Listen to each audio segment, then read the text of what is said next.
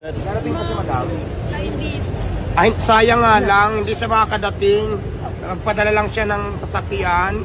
Ayan, ito yung laman. Kasama pala yung kotse na Toyota binigay sa akin ni Madam. Napakagalante naman ni Madam Glenda.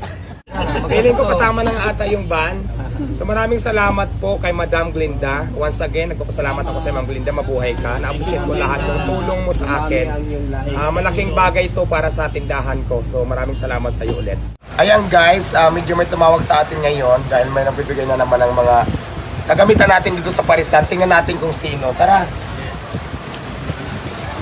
Tingnan natin kung ano itong mga pinadala sa atin at saka kung sino ang nagbigay. Ang init pala. Uy, papit. Dali lang.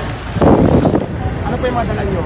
Lamesa po upuan, tapos may sa may water jug, tapos may mga Ayan, maraming salamat. Ang nagbigay pala sa akin, nagpadala si Madam Glenda.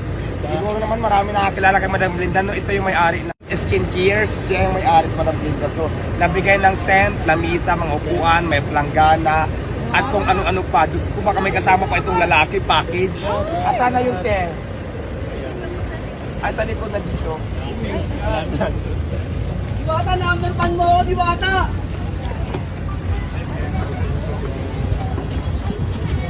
Ayan guys, kasama po yung isang van na high ace. Binigay po sa akin ni Madam Glenda. Maraming salamat. Yung, ito pala isang Toyota, ay isang high ace. Tapos, yung laman, ayan, ito yung laman. Kasama pala yung kotse na Toyota binigay sa akin ni Madam. Napakagalante naman ni Madam Glenda. Maraming salamat sa ito, Michael. Tapos ito, planggana. Ayan. Lahat yan kasama na po yung kotse, binigyan ako. Ayun naman, palagpakan mo naman sa Madam Glenda. Laki naman ang binigay mo sa akin. Sa kotse pa lang, sa van pa lang. Naku, palong-palong na ako. Oo. Darating pa si Madam. Ay, hindi. Ay, sayang nga lang, hindi siya makakadating. Nagpadala lang siya ng sasakyan. Binigyan niya ako ng van, yung high-is na to. At saka yung laman nun. Maraming salamat, Madam Glenda. Napakagalanti mo naman. Sabagay kasi si Madam Glenda, napakamayaman na yan ngayon. So, maraming salamat, Madam. Basta natin lalagay. Ito na yon. Ibababa niya po. Isang buhay ng pwede. Dito na lang siguro. Maraming salamat sa team. Diwata team. Diwata team na rin ako. Pababa na lang, Pasuyo. Kabugira. Parang ako nga, puro... Maraming salamat. Mabuti nga padalhan ako ng corona ni Ma'am Glenda. Maraming salamat sa crown na ito. Napakabigat pala ng crown.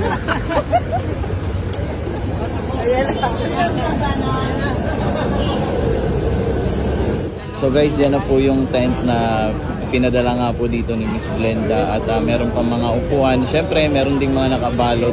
Sabi mga polo daw yan. Ilalatag na natin yung mga lamisa. Ako yung mamaya natin video. Kaya mamaya na po.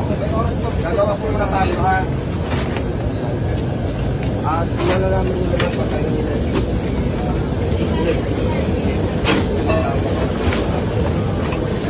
Ayan, tatlo lang yung paa. Tatlo lang yung paa.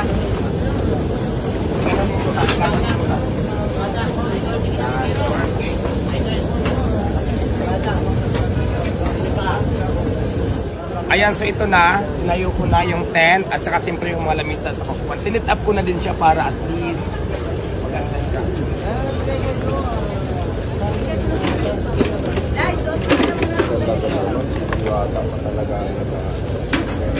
At siyempre may mga damit din. Dito. May damit din siya. Pero malaki. Malaki ang damit.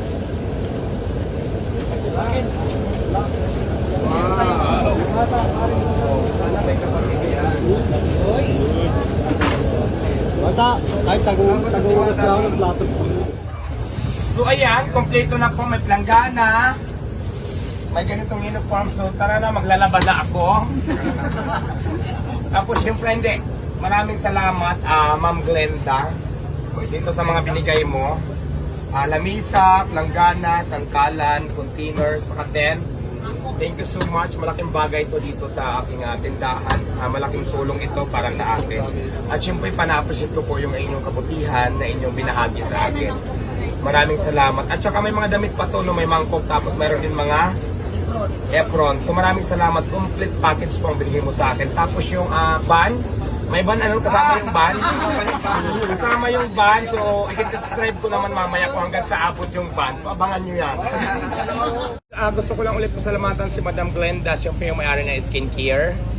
May-ari ng, alam nyo naman kung ano skincare yung kay pag may-ari ni ano, di ba, ni Madam Glenda. Maraming salamat. So binigyan tayo ng damit, apron, tent, planggana, upuan, lamisa, sangkalan. So maraming salamat. Hindi ko alam kung kasama yung ban eh. Hindi ako masyadong sure. Sana si mama na, no? Feeling ko kasama ng ata.